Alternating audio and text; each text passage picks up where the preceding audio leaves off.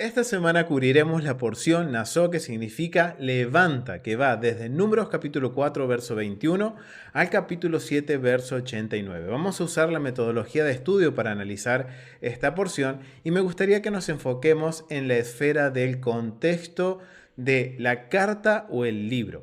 Esta esfera es muy útil no solo para analizar el libro de Números, sino que también para poder analizar toda la escritura, desde Génesis hasta Apocalipsis, y principalmente los escritos del primer siglo.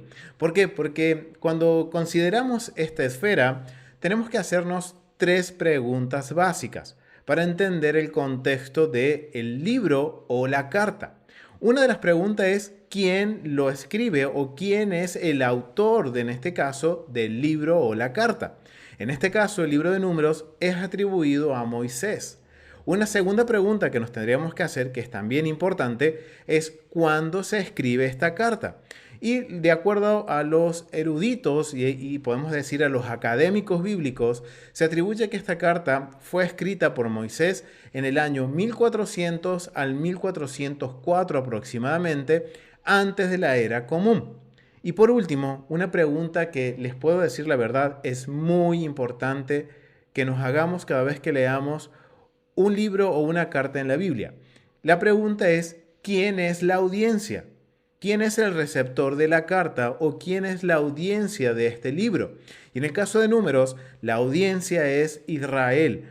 Un Israel, una generación de Israel que está saliendo de la esclavitud de Egipto. Después de haber estado 400 años en Egipto, 80 años en esclavitud, están saliendo hacia la tierra prometida. Entonces, esto nos ayuda a entender la frase que hemos aprendido a través de nuestro Moré Rico y que proviene del académico, del profesor John Walton, que es: la Biblia es para nosotros, pero no fue dirigida a nosotros. Recuerden, la Biblia es para nosotros, pero no somos la audiencia original. Y estas tres preguntas nos ayudan a aclarar este punto. Y no solo eso, sino que cuando yo hablo sobre lo que es el contexto de la carta o el libro, hay algo también que puedo analizar, que es la estructura de la carta o el libro. ¿Cómo está conformada? ¿Cómo está armada? ¿Cuáles son los puntos importantes de este libro, por ejemplo, el libro de Números? Aquí vamos a poder ver que lo podemos dividir, en mi caso lo he dividido en tres partes para poder comprender un poco más cómo funciona el libro de Números. La primera parte de la estructura es una segunda, podríamos decir, la segunda etapa del viaje de Israel por el desierto, que va desde Números capítulo 1 hasta el capítulo 10, verso 10, en donde vamos a ver que se habla sobre el censo, reglamentos de acampe, de marcha. Recuerden que ahora el Eterno ve a su pueblo que sacó de la esclavitud como una milicia, y no solo eso, sino que también da instrucciones sobre la purificación del campamento. Hay una segunda etapa o una segunda parte de la estructura que podríamos decir que va desde Números capítulo 10-11 hasta el capítulo 25-15, que habla sobre los fallos o los errores que comete esta primera generación que sale de Egipto, que va peregrinando por el desierto, en donde hace que un viaje a la tierra prometida de 2 años y 11 días termine siendo de 40 años por el desierto. Entonces, estos capítulos son bien importantes porque nos dan una lección para nosotros como creyentes en el Dios de Abraham, Isaac y Jacob. Y no solo eso, sino que también vamos a tener una tercera parte de la estructura que tiene que ver con lo que es la preparación de una nueva generación para entrar a la tierra prometida. Y esto va desde Números capítulo 26 hasta el capítulo 36, en donde vamos a ver una reorganización del campamento. Vamos a analizar también como subtema reglamentos para las ofrendas y los votos. Y no solo eso, sino que también tiene que ver con la conquista y cómo se va a dividir la tierra prometida entre las 12 tribus de Israel. Ahora, la pregunta: la porción Azó, ¿en cuál de estas tres partes de la estructura está incluida?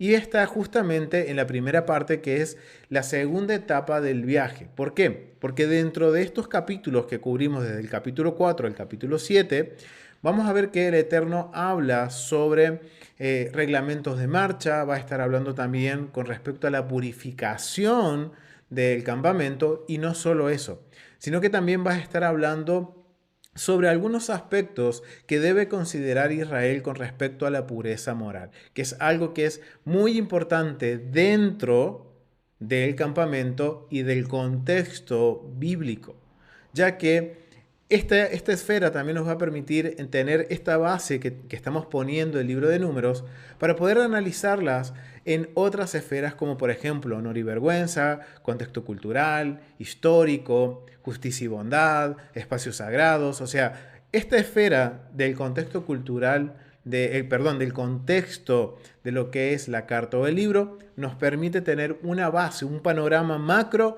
de lo que estamos estudiando para después enfocarnos en una de las otras esferas de la metodología. Así que miren qué importante es poder estudiar la Biblia en su contexto. Y recuerden, la Biblia es para nosotros, pero no fue dirigida a nosotros.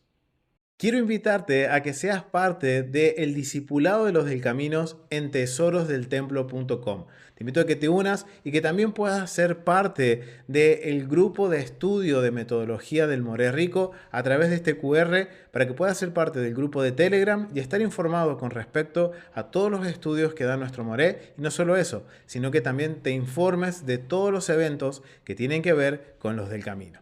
Shalom familia, nos vemos.